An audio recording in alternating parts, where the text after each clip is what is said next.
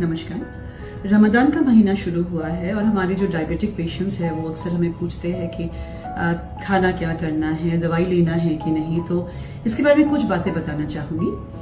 Firstly है कि अगर आपको डायबिटीज़ है, आप दवाइयों पे है या इंसुलिन पे है, आपको पहले अपने डॉक्टर से मिलना है। उनसे आपको पहले पूछ लेना है कि क्या आप उस कंडीशन में है कि आप रोज़ा रख सकें, क्योंकि बहुत सारे पेशेंट्स रहते हैं जिनका शुगर लेवल हाई है या फिर उनको कुछ कॉम्प्लिकेशंस हैं जो कि एक्चुअली रोज़ा रखने की परिस्थिति में नहीं होते हैं। तो ये बात तो पहले क्लियर कर लेना है अपने डॉक्टर से कि क्या आप रोज़ा रख सकते हैं कि नहीं। अगर उन्होंने आपको क्लियरेंस दे दिया कि हाँ आप रख सकते हैं, दूसरी बात जो है कि खाने में आपको क्या क्या चेंज करना है। तो पहले है कि आप जो मॉर्निंग में, जो सुहूर में जो खाना लेते हैं, उसमें आपको देखना है कि नंबर 1 जो है कार्बोहाइड्रेट कंटेंट जो है वो बहुत हाई नहीं रहे। उसमें आप जैसे गेहूं का आटा हो गया या ब्राउन ब्रेड हो गया या ओट्स या दलिया, इस किस्म के जो कॉम्प्लेक्स कार्बोहाइड्रेट्स है उसको रखें। सेकेंडली जो है हाई क्वालिटी प्रोटीन, जैसे अंडे हो गए या पनीर या दाल या चना, इस किस्म का प्रोटीन आपको रखना है। एडिक्वेट अमाउंट ऑफ वेजिटेबल्स, जो फाइबर वाले जो हमारी सब्जियां होते हैं, जैसे लौकी या टिंडा हो गया या खीरा हो गया, इस किस्म के, या साग वगैरह हो गए, तो इस किस्म के जो सब्जियां हैं उनको रखनी है ताकि एक बैलेंस्ड मील हो। सुहूर में जो आप ले रहे हैं एक बैलेंस्ड मील हो।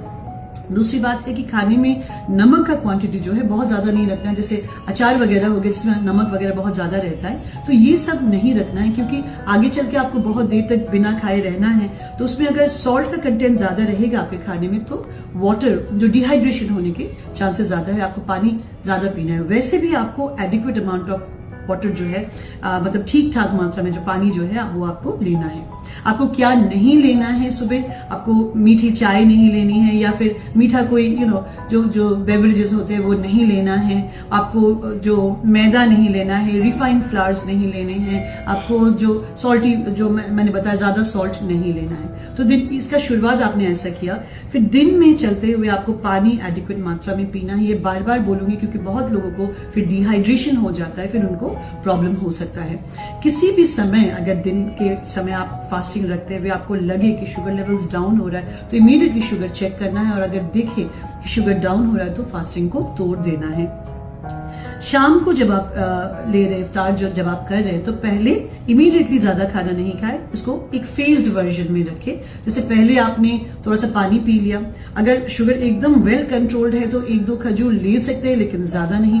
उसके बाद आप पहले स्टार्ट करेंगे सैलड से, मतलब सैलड, एक हेल्दी सैलड आप रखें। उसके बाद आप प्रोटीन्स जो है उसमें आप चिकन रख सकते हैं या फिश रख सकते हैं या अंडा रख सकते हैं, बहुत ज्यादा क्वांटिटी में नहीं। और फिर कार्बोहाइड्रेट जो है, जैसे 1-2 रोटी हो गया या हल्का चावल हो गया, वो ले सकते हैं। जनरली जो है इसमें इफ्तार में काफी मिठाई वगैरह खाया जाता है, तो मिठाई को अवॉइड करें, मिठाई नहीं ले। अगर ले भी रहे तो कभी कभार 1-2 कभी ले ले, लेकिन कंटिन्यूअस 1 महीना शाम को मतलब नहीं लेते रहे, क्योंकि उससे क्या होगा कि शुगर लेवल्स बढ़ेंगे।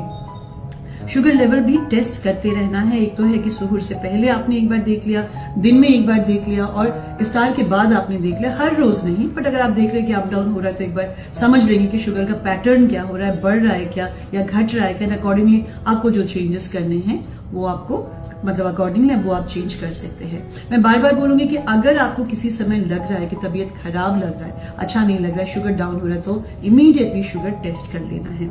और दवाइयों का ऐसा है कि इस समय रोजा के समय हम लोग कुछ दवाइयां नहीं देते हैं या कम करके देते हैं या टाइमिंग चेंज कर देते हैं, तो वो आपको अपने डॉक्टर से पूछ लेना है। अगर इंसुलिन ले रहे हैं तो जनरली जो वंस डेली बेसल इंसुलिन होता है वो हम उसको रखते हैं। जो शॉर्ट एक्टिंग इंसुलिन होता है, कभी कभी हम डोज कम करते हैं, दोपहर वाला हम इसको ऑफ करते हैं। तो ये पूरा चीज जो है इसको इंडिविजुअलाइज मैनर में हमें इसको सेट करना होता है। तो अपने डॉक्टर से, अपने एंडोक्रिनोलॉजिस्ट से जरूर मिले, अपनी जो दवाइयां है वो पहले एक बार सेट कर ले। आप उस पोजीशन में है कि नहीं कि रोजा रख सके, वो पहले पूछ ले। और अगर आप रखते हैं तो इन छोटी छोटी बातों का आप ध्यान रखें, खाने के बारे में, टेस्टिंग के बारे में, हाइपोग्लाइसीमिया अवेयरनेस के बारे में। तो अगर आप ये सब जान के रोजा रखेंगे तो कोई रिस्क नहीं रहेगा, और मतलब शुगर लेवल्स भी स्पाइक नहीं होंगे, और सही से आपका जो रमजान वाला महीना है वो सही से बीते।